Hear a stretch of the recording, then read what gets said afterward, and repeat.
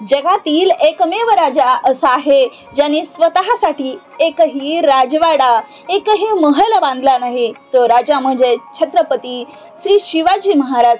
इतिहासाच्या पाळावर, रयतेच्या मनावर आणि मातीच्या कणाकणावर आणि विश्वासाच्या प्रमाणावर राज्य करणारा राजा म्हणजेच राजा शिवछत्रपती शिवाजी महाराज। आस्ते कदम, आस्ते कदम, आस्ते कदम। महाराज गणपती, भूपती, प्रजापती, गज अश्वपती, जळपती, स्वर्णरत्न श्रीपती, अष्टवधान जागृत, अष्टप्रधान वेष्टित, न्यायालंकार मंडित, शास्त्राशास्त्र पारांगत, राजनीती धुरंदर, प्रौढ प्रताप पुरंदर, क्षत्रिय कुलावतंस, सिंहासनाधीश्वर, महाराजाधिराज, श्रीमंत, श्री श्री श्री राजा शिवछत्रपती महाराजांचा विजय असो। हीच आहे छत्रपती शिवाजी महाराजांची शिवगर्जना। आणि ही शिवगर्जना वाचून आला की आपल्या अंगावरती शहारा येणार नाही असा या संपूर्ण हिंदुस्थानामध्ये एकही व्यक्ती आपल्याला सापडणार नाही। आपले छत्रपती शिवाजी महाराज यांच्या कार्यकीर्तीविषयी जितकं बोलावं तितकं कमीच आहे। नमस्कार, आजच्या व्हिडिओमध्ये आपल्या सर्वांचं खूप खूप खूप स्वागत आहे। आजच्या व्हिडिओमध्ये आपण छत्रपती शिवाजी महाराज यांच्याविषयी थोडक्यात माहिती घेणार आहोत। निश्चयाचा महामेरू, बहुत जनासी आजारू, अखंड स्थितीचा निर्धारू, श्रीमंत योगी, यशवंत, कीर्तिवंत, सामर्थ्यवंत, वरदवंत, पुण्यवंत, नीतिवंत, जाणता राजा। समर्थ रामदास स्वामींनी या ओवीमधून छत्रपती शिवाजी महाराजांचे अतिशय सुंदर आणि मार्मिक असे वर्णन केले आहे। जे जगाने केले ते छत्रपती शिवाजी महाराजांनी कधीच केले नाही आणि जे छत्रपती शिवाजी महाराजांनी केले ते जगाला कधीच जमले नाही। म्हणूनच तर आज संपूर्ण जग छत्रपती शिवाजी महाराजांना आपले आदर्श मानतात, आपला राजा, आपल्या जनतेचा मायबाप मानतात आणि त्यांच्या समोरच नतमस्तक होतात। तर सगळ्यात अगोदर शिवाजी महाराजांचा जन्म कसा व कुठे झाला? महाराष्ट्राच्या मातीत 19 फेब्रुवारी 1630 रोजी शुक्रवारी सूर्य अस्तानंतर पुण्याजवळील शिवनेरी किल्ल्यावरती एका रत्नाचा जन्म झाला आणि ते म्हणजेच छत्रपती शिवाजी महाराज।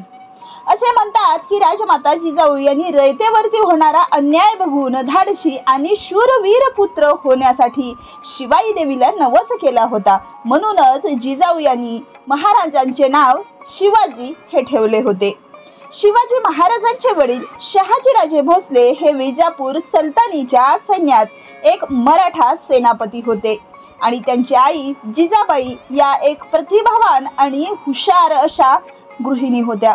शहाजी भोसले आणि जिजाबाई यांना 2 मुले होती। त्यात मोठा मुलगा राजे संभाजी हे वडिलांसोबत असत आणि शिवाजीराजे हे जिजाबाई सोबत राहत होते। लहानपणापासूनच जिजाबाईंनी शिवाजीराजे यांना एक उत्तम संस्कार, युद्ध रणनीती, गनिमी कावा, माता भगिनींचा आदर करणे, गरिबांना आधार देणे व अन्यायाविरुद्ध लढण्याचे अनेक धडे दिले होते। वयाच्या अगदी 16व्या वर्षी छत्रपती शिवाजी महाराजांनी रायरेश्वर किल्ल्यावरती रायरेश्वराच्या पिंडी समोर स्वराज्य निर्मिती करण्याची शपथ घेतली। शहाजी महाराजांनी स्वराज्याची सर्व जबाबदारी माता जिजाऊ आणि शिवाजी महाराजांकडे दिली। इसवी सन 1674 मध्ये रायगड जिंकल्यानंतर छत्रपती शिवाजी महाराजांचा राज्याभिषेक करण्यात आला। छत्रपती शिवाजी महाराजांनी मुघल राजवटीला विरोध करून 17व्या शतकात भारतात मराठा राज्याची स्थापना केली। स्वराज्य निर्माण करायचे असेल तर गड किल्ले काबीज करणे हे महत्त्वाचे होते। त्यामुळे महाराजांनी लहान मोठ्या सर्व माणसांना एकत्र आणले आणि त्या सर्वांना मावळे असे नाव दिले। काही निष्ठावान आणि विश्वासू माणसासोबत आपल्या आसपासची गड किल्ले काबीज केली। सर्वात पहिले तर तोरणा किल्ला काबीज केला। त्यानंतर हळूहळू महाराजांनी एक एक करत असे 360 किल्ले काबीज केले। छत्रपती शिवाजी महाराजांनी सर्वप्रथम भारतीय नौदलाचा शोध लावला, म्हणून तर त्यांना father of the Indian navy असं म्हणतात। स्थानिक भूभागाची संपूर्ण माहिती आश्चर्यजनक वेगवान विचार करून वाटचाल करणे आणि गनिमी काव्याचे तंत्र यांच्या सहाय्याने छत्रपती शिवाजी महाराजांनी थोड्या फौजेच्या मदतीने बलाढ्य अशा मुघल व आदिलशाही फौजांना न घाबरता न डगमगता यशस्वीपणे सामना केला, तोही अगदी मुठभर मावळ्यांना सोबत घेऊन. राज्यकारभारात रूढ असलेल्या पारशी भाषेऐवजी मराठी आणि संस्कृत भाषेचा वापर करण्यास त्यांनी प्रोत्साहन दिले. छत्रपती शिवाजी महाराजांनी 10 नोव्हेंबर 1659 ला अफजल खानचा वध केला होता. विजापूरच्या आदिलशहाचा सरदार अफजल खान आणि शिवाजी महाराजांमध्ये प्रतापगडाच्या पायथ्याशी संघर्ष झाला. यामध्ये महाराजांनी अफजल खानाच्या पोटात वाघनख खुपसून अफजल खानाला ठार मारले. अफजल खान हा हजारो सैन्य घेऊन आलेला होता आणि महाराजाकडे अगदी मुठभर मावळे होते, परंतु महाराजांनी मोठ्या चतुराईने अफजल खानासह त्यांच्या सैन्याचा नायनाट केला. महाराजांनी जेव्हा अफजल खानाला मारले त्यावेळेस महाराजांचे वय फक्त 29 वर्ष होते आणि आजही संपूर्ण महाराष्ट्रामध्ये या घटनेचा आठवण म्हणून शिवप्रताप दिन साजरा केला जातो. पन्हाळगडावरती वेढा 1660 मध्ये पन्हाळगडाच्या वेढ्यामध्ये महाराज अडकून पडले होते. महाराजांना त्या वेढ्यातून निसटता येईना. जुलै महिन्यातील 12 आणि 13 तारखेला महाराजांनी पन्हाळगडावरून निसटण्याचा निर्णय घेतला. महाराज अतिशय चतुराईने पन्हाळगडावरून निघाले, परंतु शत्रू महाराजांच्या मार्गावरच होते. रस्त्यामध्ये आलेल्या घोडखिंडीमध्ये शत्रू महाराजाजवळ पोहोचले. खिंड अतिशय अरुंद आणि अवघड होती. त्यावेळेस बाजीप्रभू यांनी महाराजांना पुढे जाण्यास सांगितले आणि स्वतः त्या खिंडीमध्ये शत्रूला रोखण्यासाठी थांबले. महाराज विशाळगडावर पोहोचल्यानंतर तोफेचा बार करण्यास सांगितले. बाजीप्रभूंनी त्यांच्या शेवटचा श्वास असेपर्यंत या खिंडीमध्ये शत्रूला थांबून धरले आणि जेव्हा तोफेचा आवाज ऐकू आला त्यावेळेस बाजीप्रभूंनी आपले प्राण सोडले. म्हणून या खिंडीला पावनखिंड असं नाव देण्यात आलं. स्वराज्य निर्मितीसाठी महाराजांना धनाची आवश्यकता होती. तसेच मुघल दरबारामध्ये महाराजांना त्यांची दहशत कायम निर्माण करण्याची होती. त्यामुळे महाराजांनी 1664 मध्ये सुरतवरती हल्ला करून सुरत लुटलं. सुरत हे शहर निवडण्याचं कारण म्हणजे मुघलांचा मोठा कारभार या ठिकाणी होता. सुरतमधून फार मोठ्या प्रमाणात मुघलांना कर वसुली मिळत होती. सुरतमध्ये मोठमोठे व्यापारी देखील राहत होते. सुरत हे मुघलांचे प्रमुख बंदर होते. मुघलांचा संपूर्ण व्यापार या बंदरावरूनच होत होता. त्यानंतर महाराज आग्रा भेटीला गेल्यानंतर तिथे त्यांना कैद करण्यात आलं आणि औरंगजेबाच्या कैदेतून चतुराईने सुटका झाल्यानंतर महाराज परत स्वराज्यामध्ये आले. स्वराज्यात आल्यानंतर पुरंदरचा तह झाला आणि त्यानंतर 6 वर्षांनी ऑक्टोबर 1670 मध्ये परत महाराजांनी सुरतवर दुसऱ्यांदा हल्ला केला आणि ह्या वेळेसची लूट ही 3 दिवस चालू होती. या दुसऱ्या लुटीनंतर मात्र सुरतमधील सर्वांनी महाराजांची धास्ती भरली होती. महाराजांनी त्यांच्या जीवनामध्ये असे अनेक धाडसी कार्य केले होते ज्यांची आपण कितीही वर्णन केले तरी सुद्धा कमीच आहेत. शिवाजी महाराजांना एकूण 8 पत्न्या होत्या. तसेच महाराजांची 2 मुले आणि 6 मुली सुद्धा होत्या. महाराजांच्या पहिल्या पत्नीचे नाव सईबाई निंबाळकर. त्यांना मुलगा छत्रपती संभाजीराजे भोसले, मुली सकवारबाई उर्फ सखूबाई, रानूबाई, अंबिकाबाई या 3 मुली होत्या. दुसरी पत्नी सोयराबाई मोहिते, मुलगा राजाराम, दुसरी मुलगी बाळाबाई उर्फ दीपाबाई, तिसरी पत्नी सकवारबाई गायकवाड, यांना एक मुलगी होती कमळाबाई, चौथी काशीबाई जाधव, 5व्या पुतळाबाई मोहिते, 6व्या सगुणाबाई शिर्के, 7वी लक्ष्मीबाई विचारे आणि 8वी गुणवंतीबाई इंगळे. 1664 मध्ये जेव्हा शिवाजी महाराज फक्त 24 वर्षांचे होते तेव्हा त्यांनी खूप धाडसी पाऊल उचलले आणि कोंढाणा किल्ला जिंकला. तो जिंकणे भल्या भल्यांना अशक्य वाटत होते.